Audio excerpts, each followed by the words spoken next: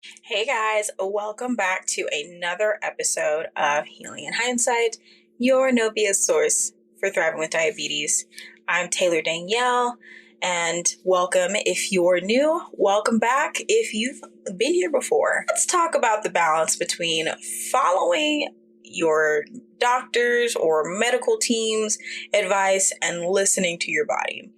As you can imagine, having an invisible disability, you have to learn how to find balance between the two, especially when you are diagnosed with something where it can feel a little hopeless or helpless sometimes because you're not sure if you're ever going to really find your stride with it and be able to still do the things that you want to do. There's, a real kind of scale factor here of, okay, do I go with just what I want to do, or do I go ahead and do what my doctors say and take all this medication, all these things? And you have to come to a place of understanding that it takes a little bit of both, but I can totally understand how it can be a challenge. So that's what I want to dive into today, on how you can possibly find your own rhythm with yourself and with your medical team, and how I've done it as well, in order to find the best flow in your treatment plan to ensure that you've got the stable numbers that you need, the A1C that you want, and can still live and thrive despite everything else. Let's do it. Perfect.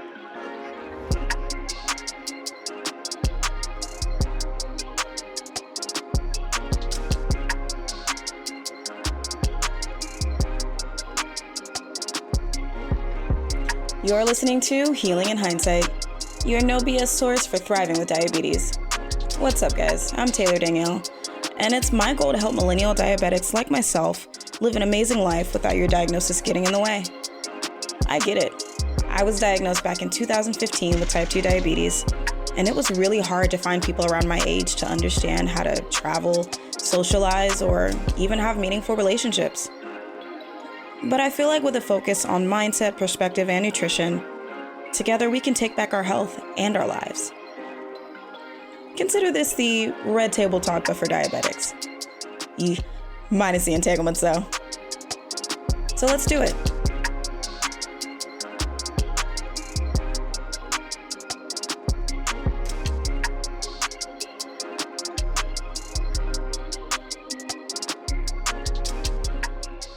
How do we find this balance? How do we ensure that we are doing what's best for our bodies, but also heeding the words of our medical professionals who have taken the time to study exactly what's going on with the human body, especially for seeing someone like a dietitian or an endocrinologist who specializes in diabetes care? So I think the first thing that I had to understand for myself, and that I would say, is recognize that doctors are experts in their field. They are.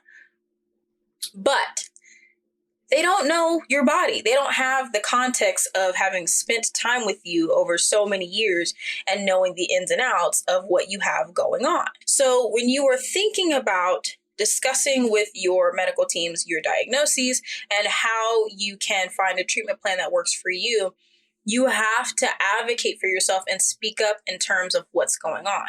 Now, I do understand that there's typically this idea that we should, I'll call it, lie about what's going on at home because we don't want to feel judged by a doctor. And I can understand why, because there have been times where, doctors, not in the medical room, but like outside of it, have been pretty snobby about their titles. And I can get it. If you spent time earning your doctorate and doing residency, that's a lot of time.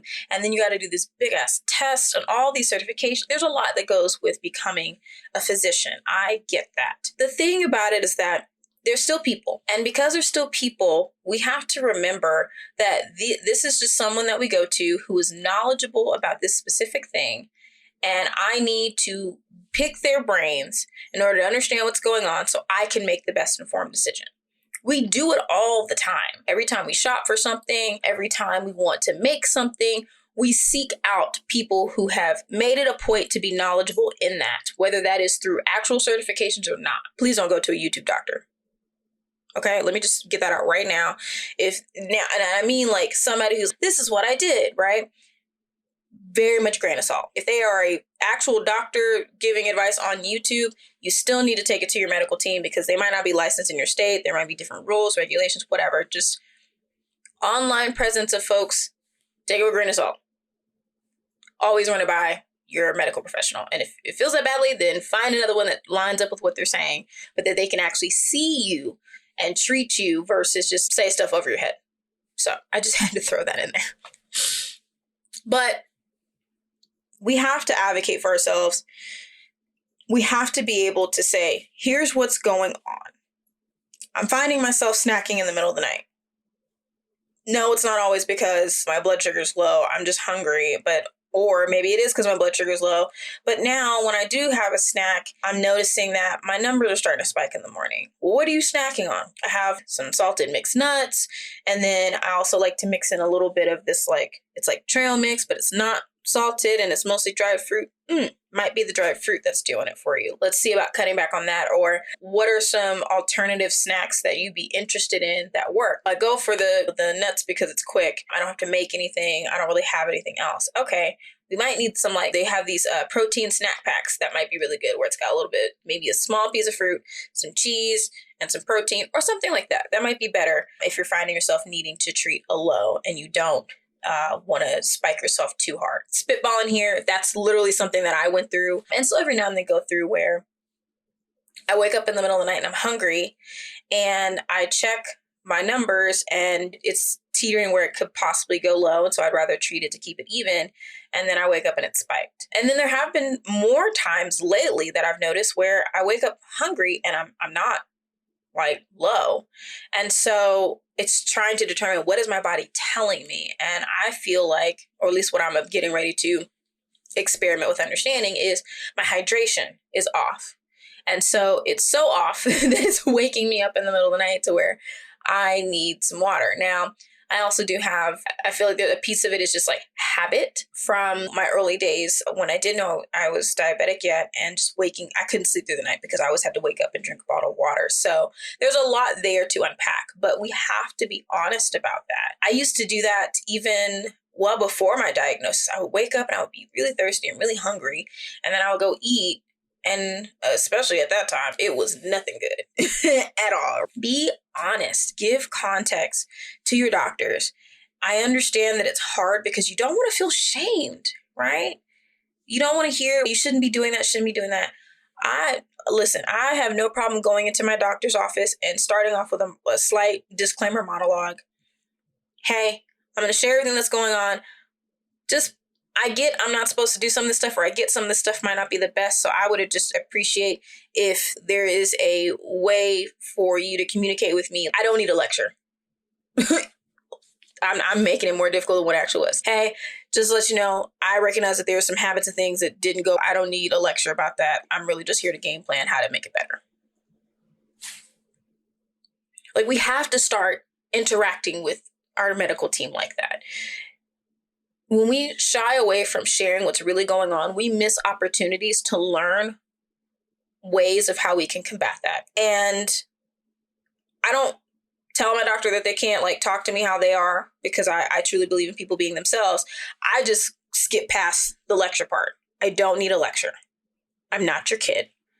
I'm not your student. I'm not someone to preach to. Here's what I got going on. I get that this is probably something where I need to cut this, but I'm struggling because this is what I'm feeling. How do I treat that? Keep it cut and dry to that point, because when we give room for people to not guide us, for us to come to our own understanding of it, that's part of what can lead to that shame and that guilt of, I just got bitched at by my doctor for 15 minutes and now I'm leaving this appointment with a prescription in my hand and a list of things to do that I don't want to do or that don't line up with my lifestyle because I couldn't tell them what was going on. And now I'm defeated and I never want to go to the doctor again. And sometimes, yes, it does take some shopping around. I'm not going to lie. Just like your therapist, just your barber, your hairstylist, your nail lady, whatever. Sometimes you might have to try a couple people before you can find somebody that you can communicate with. But you have to try to communicate first. You have to be able to speak up and say for yourself, this is what it is. Miss me with telling me that this is a bad thing to do. Help me figure out what works. So The second thing that I want to touch on is tapping into your body's feeling, right? Because we all have this internal system that alerts us and speaks to us, sometimes beyond like actual physical stuff. If you're not spiritual, I get it. But for those who are, I literally get this warming sensation thing when something is right. Sometimes I even start leaning forward. This is right. Other times people might say it's just a vibe or energy. Like when something feels off, it might be off. It's okay to say, you know what, this doesn't feel right. And I know a lot of times especially when we get into the presence of doctors, they're about facts. They're about scientific facts, right? If I can't see it, touch it, hear, whatever, there's no way for me to agree that this is a thing. It is not to say that doctors don't believe in vibes and energy, anything else like that. I definitely have met them. But I can understand why they try to talk you off the ledge of, oh, it's just this. Oh, it's just that. Oh, it's just this. And all you say is, cool, I'll keep that in mind. Because we shouldn't downplay our internal system that lets us know when shit is weird.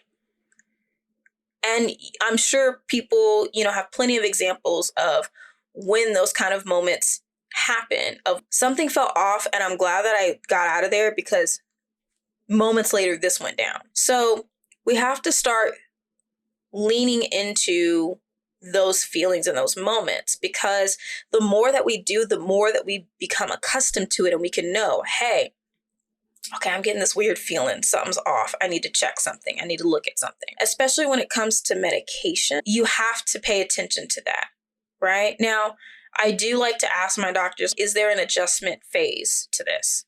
So, for example, the two medications that I'm taking is Synjardy and the Ozempic pen. And part of what they do, especially the Ozempic pen, is appetite suppressant. They're supposed to help curb me from eating so much so I can lose some weight, because my doctor said I need to lose 40 pounds. And it's something that I feel like I needed to be aware of, because it sounded like already it's changing a lot within my body chemistry.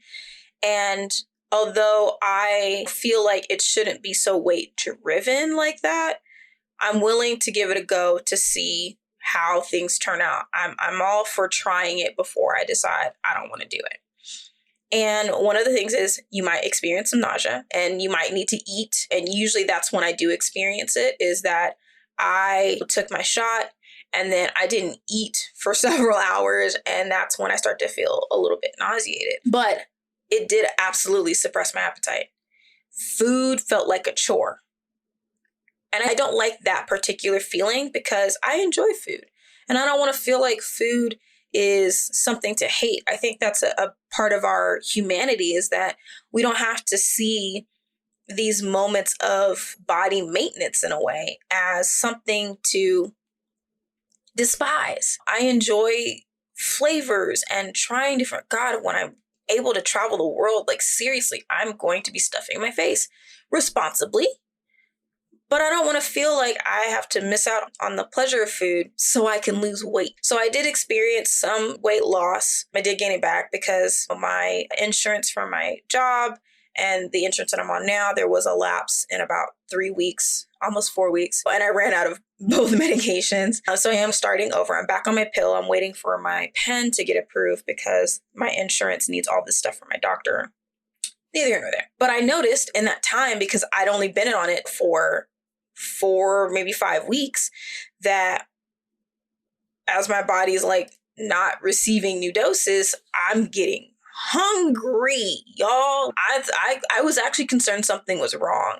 And that was one of the concerns that I had, was that, okay, I get taking this, it'll suppress my appetite, help me with my weight loss, blah, blah, blah.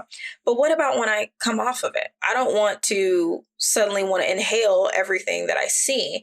Granted, over time, I feel like, I would adjust to that, and there we are. But even still was a concern. And sure enough, just after barely a month and a half, that's what happened. Now, there could be other factors in play here, so I'm not ruling that out.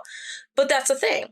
And so all of that to say, ask what the expectations are when you're getting ready to start a new medication regimen or whatever, so that when something feels weird, you can check it against, okay, you know what? The doctor did say this might happen. And so I just need to monitor this and ask your doctors, hey, when's the point where I need to get some help. If something gets too bad like this, what do I do and who do I reach out to? But we have to exercise listening to our internal system compass, if you will, that says this ain't right or you're not going the right way. Because I feel like we get those vibrations for a reason. We get those senses for a reason, sixth sense, if you will. And I don't think that we should just completely rule them out. Practice leaning into that. Practice learning when you feel like something's off. Pay very close attention to that. Because I feel like it works with people too. So if you're working with a doctor that something doesn't feel right, and I want to very clearly define something truly feels wrong versus I just don't want to listen. I just don't care what he has to say. There's a difference because doctors do have to step in, and even though they've learned bedside manner, but they have to tell us some hard stuff. And we as humans sometimes get defensive of that, and we have to be careful of not confusing. You know what? I don't like what you're telling me, so I'm just out. I say everybody gets 3. Right?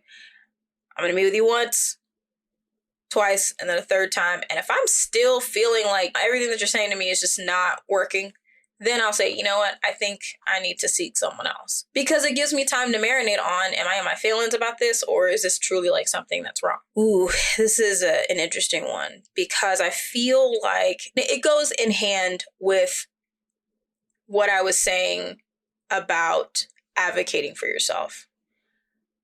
Ask questions. And I don't even mean when you're in the appointment, because I totally get it. I've been there. I've done that work. Do you have any questions about this? And I'm like, do I? What could I possibly ask right now? Because a lot of our doctors are in like clinic-like settings where they're seeing people back to back to back to back every 15 minutes or so.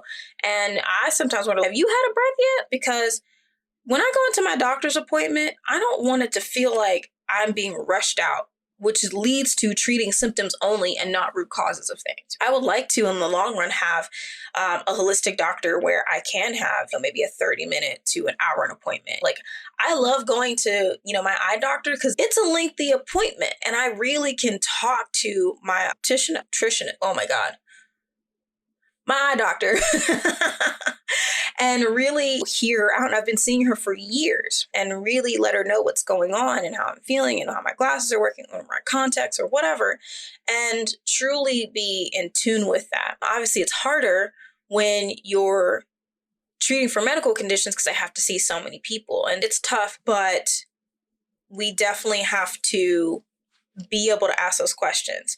Now, if you don't have any questions immediately, but you do have questions after the fact, a lot of offices now have online systems for you to schedule, for you to do the things, y'all. That's really what I'm trying to say. Cancel appointments and messaging. You can message your medical care team.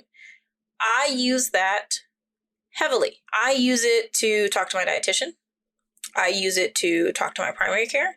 I use it to talk to my endocrinologist and my gynecologist. I think it's great because if it's an emergency, obviously that you can call a nurse's line and say something. But if you're concerned about something and you just need them to think on it and share whatever it is, then you can communicate that.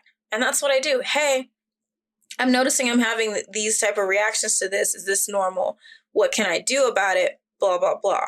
And I think the more that we do that, the more that we can get a bit more relief in between visits of, okay, I'm getting a second opinion on this, basically letting them know, keep them in the loop as stuff comes up, because the more that we do that, the better it is for us to be able to really dial in on how we go about our treatment. I noticed that it takes a bit of a minute for my current pill medication to help lower things. And because I'm not taking my shot, I have to be extra mindful of my eating because I noticed that I'm having higher numbers than when I was taking my Combiglize, which is an extended release metformin combo, in the evenings. And I felt like that was helping because it was in the evenings, whereas this one I take in the mornings. Synjardy, which is a Jardiance medication, does something a little bit different in that it helps you go to the bathroom a lot and dumping excess sugar into your urine. That takes an adjustment, right? And it also means I gotta keep my water uptake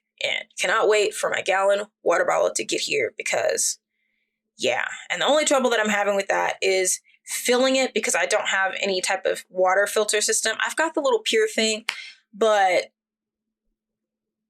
I have used it for so long and I can still taste the grossness of the water. There it is. I can just still taste it. I need under sink unit. And the one that I found, it's like almost $200. So it's just like that on top of everything else that I'm trying to get for the house. So I am doing bottled water, and I would, just fill that up with that. I do recycle, but it's what I got to do. It's what I have to do for right now. If that means that all I got to do is drink this thing once a day, because I always forget how many bottles I need to drink. It's 128 ounces. I can divide that by 16.9. I'm going to forget that number already of how many bottles that should be. I know what works for me. And if I have one bottle, one and done, I'm good. So maybe I switch to the little fountain water cooler thing. Speaking of, I just had a quick snack because I haven't eaten yet. And so it might have been too fruity. It had some. Anyways, I understand that means that I need to up my hydration and I need to be able to keep that going in order to help the medication work. So when I do see my endocrinologist, actually, we'll see him pretty soon.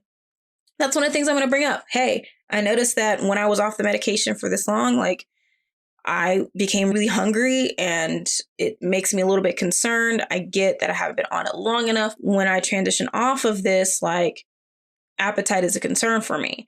And the reason why I'm still mentioning this even now is because I wasn't eating at all on this medication regimen. And that's a worry for me. Like trying to force myself to eat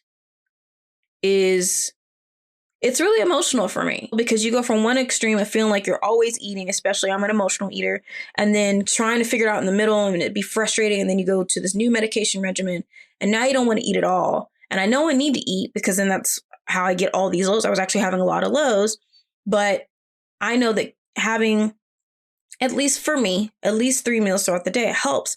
But if I'm not hungry in the morning and I'm not hungry by lunch, and if by the time that I get to dinner, it's because I literally am starving because I haven't had anything in my system, that's not sustainable either. So we have to be honest in that. And that's something that if I wasn't seeing my endocrinologist in a few days, that I would send a message to. It's like, hey, I'm noticing this.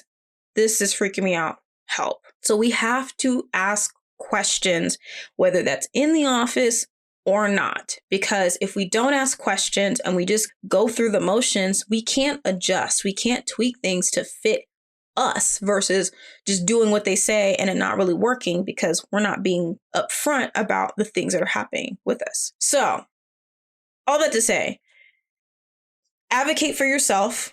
Okay. Be honest about what's going on at home so your doctors can help you adjust.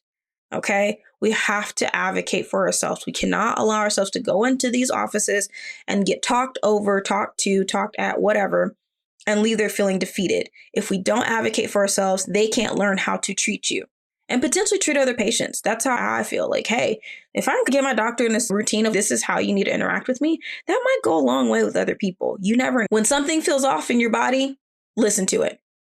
When something doesn't feel right, it might not feel right. With little asterisk caveat that don't always assume that it's the absolute worst. Don't immediately write off the advice, but just pay attention to when something feels off and have your own threshold for how to measure, okay, truly off, or I need to give it a minute.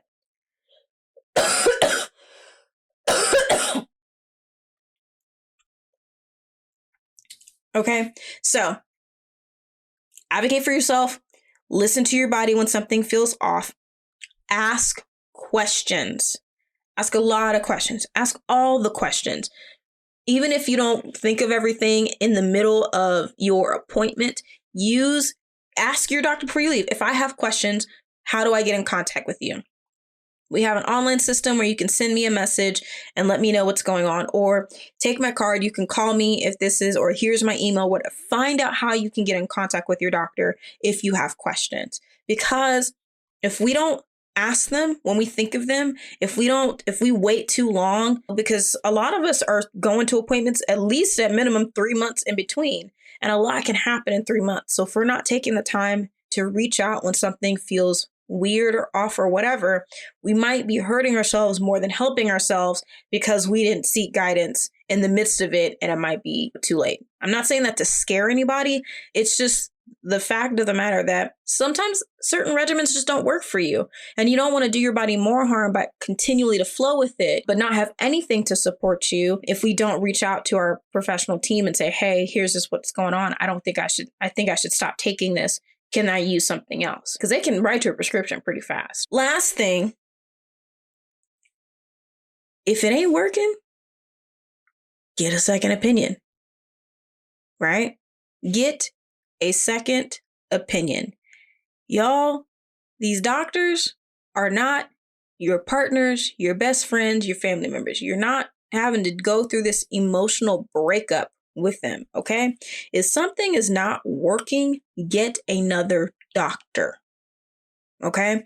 My first doctor, I was not a fan of how she just kept upping my metformin, and that was it. Because the first thing that she told me when I was diagnosed was that, oh, I have plenty of patients. They just take metformin and that's it, and you're good to go. You're young, whatever. And no shade to anybody who takes medication to manage their diabetes and are thriving. I feel like that should be normalized, and that you shouldn't feel ashamed for using medication to manage. I just personally don't want to use medication for life. I was going to say a long period of time, but I've been at this 6 years. And it's through trial and error of being very inconsistent and not taking sometimes my diagnosis seriously. But I was constantly having issues. I had to get a medical accommodation for work. Like, it was disrupting my life way more than it was helping. So I decided, I was like, you know what? This isn't working. So I sought out a different doctor. I was still in the same clinic and all of that. And I made sure she was female, and just total transparency, she happened to also be Black. That's a thing. Whole conversation for another day. But that was important to me because I wanted to make sure that whoever I was working with was going to hear me. And we have a decent flow. Like, I'm able to talk to her about things and let her know. And she is willing to help me try things out and figure out different ways. And when I was ready for an endocrinologist, she was able to refer me out. I couldn't go to the one that she referred me to because it wasn't within my insurance. But even so, she's been really flexible and was like, okay, we need to see a change in this. And I told her, I said, I would like to get to a point where I'm managing off of medication. And she's like, your goal before I will take you off anything or bring you down off anything is 6.5 on your A1C. And you get there and we can do some talking. And so now that my endocrinologist has stepped in, who's still in his trial run, by the way, this next visit is visit number 2. I'm not sure how I feel, but it doesn't change that when I see my primary, I'm going to let her know, hey, here's what's going on. Here's what the endo said. I understand he takes over. This is where I'm feeling a bit of a disconnect. I'm not sure what to do. And I might see, is there another endocrinologist that you could possibly recommend instead of the Texas endocrinology, because they're not within my insurance. So, you know, stuff like that. And that's not on her. Like, I still have to do the research on that. She referred me. So that's the best that she could do. But even still having the dialogue with her, these are the things that are of concern to me. And I'm not sure, you know, what to do about it. So it's okay to get another opinion. It's okay to seek somebody out. But at the end of the day, like, if I needed to change doctors, I'm going to change doctors, because you don't know what you don't know. And everybody specializes and does treatment in different ways. And sometimes if that treatment doesn't work for you, try somebody else. It's totally okay to do. They're not getting butthurt. They're getting paid either way, guys. So don't feel bad. Don't just drop the doctor and not get another one. Let me be very clear about that. I hear people joke about, doctor said I need to lose 50 pounds. So I lost 100 and something because I dropped him. Like, it's still get another doctor, okay? Because you need access to information that you're not going to take the time to really learn and understand. I'm not going to take the time to go learn endocrinology so I can understand everything about my body and how it's working.